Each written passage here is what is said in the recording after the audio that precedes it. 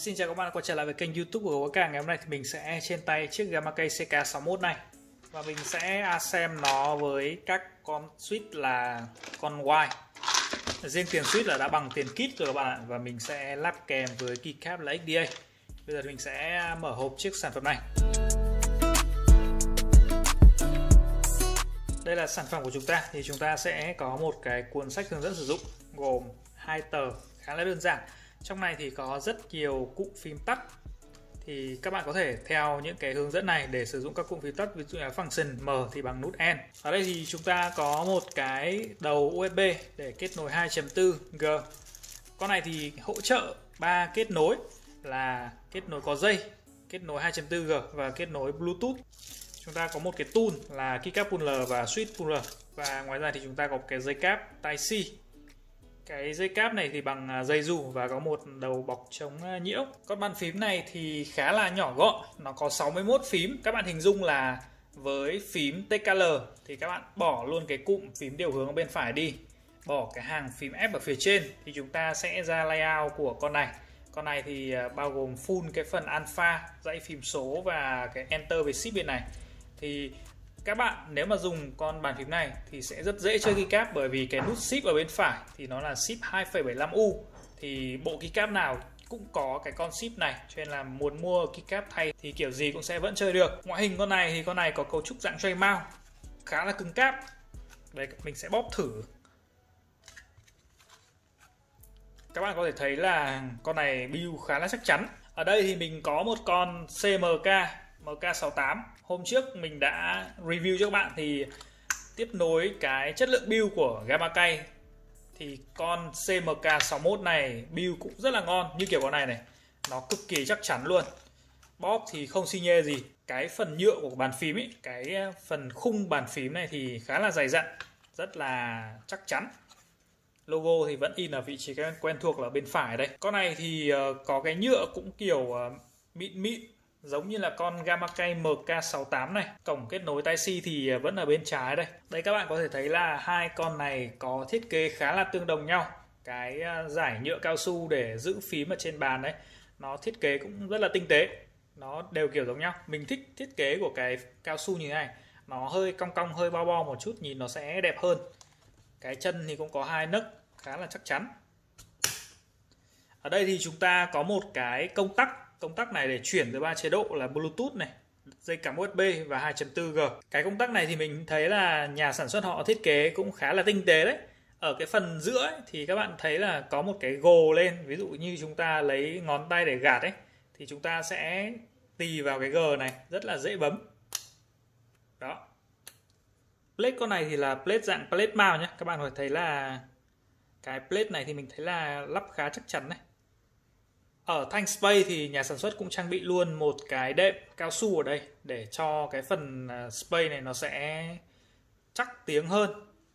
Thông thường thì các bàn phím khác thì sẽ không có cái này. Dạo gần đây thì các bàn phím thì mình thấy là các nhà sản xuất họ sẽ trang bị luôn cái này. Lắp vào đây thì nó sẽ thành một cái khối luôn. Chiếc bàn phím này thì đã có phơm PCB rồi các bạn nhé.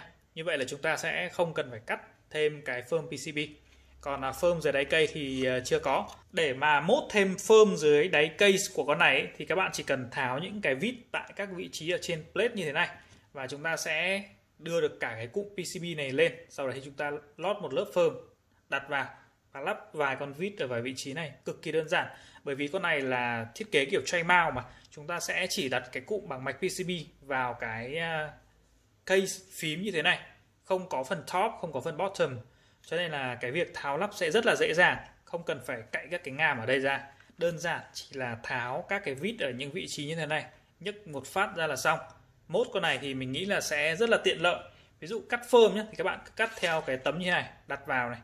Hoặc là ví dụ như các bạn muốn tép mốt thì cũng tháo ra rồi dán, cực kỳ đơn giản. Con này mình thấy là khá là chắc chắn. Với cảm giác gõ âm thanh thì tí nữa mình sẽ lắp switch vào thì các bạn sẽ cùng thẩm âm con này. Plate con này thì là plate bằng thép và được sơn cùng màu cái đen luôn, cùng màu đen với cái cây luôn. Và cái plate này nhám. Cái plate này thì mình thấy là khá là chắc chắn đấy. Đây, ví dụ như là khi các bạn bấm hoặc là tác động lực vào ấy thì không hề lay chuyển hay là không hề bị xê dịch cái này. Ngày xưa khi mà nghe thấy các bàn phím của Faker hay là Gamakei ấy, thì mình không có thiện cảm lắm, tại vì cứ nghĩ là kiểu nó cùi cùi ấy. Nhưng mà dạo gần đây dùng nhiều cái bàn phím của Gamakei thì thấy thiết kế và build của mấy cái con này thì cũng khá là ổn, khá là chắc chắn. Bây giờ thì mình sẽ lắp các con switch này và lắp keycap, sau đấy thì chúng ta sẽ cùng sound test con bàn phím này.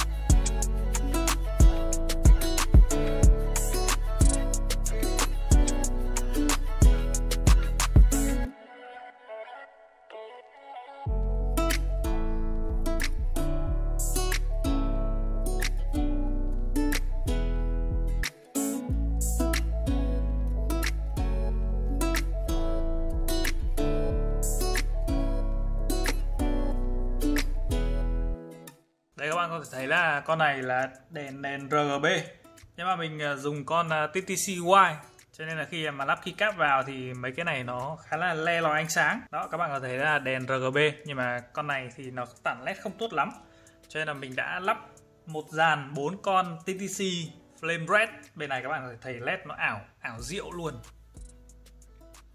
Led của con này nó tản thì ảo diệu luôn. Thế bây giờ mình sẽ lắp mấy cái keycap này và chúng ta sẽ cùng sound test.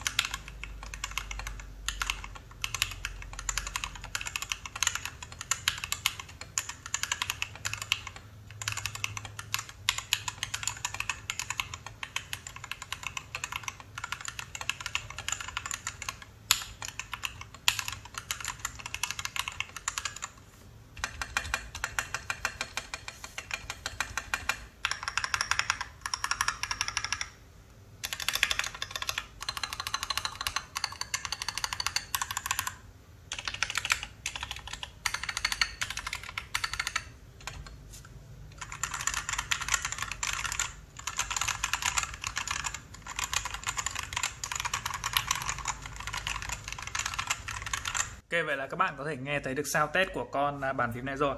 Về cảm giác gõ thì mình thấy là gõ trên con này thì khá là chắc. Tuy nhiên về mặt âm thanh thì bởi vì đặc tính của các cái bàn phím kiểu tray mount hay là kiểu sandwich mà tầm thấp ấy, thì âm nó sẽ không được hay như những con bàn phím mà giá tiền đắt hơn.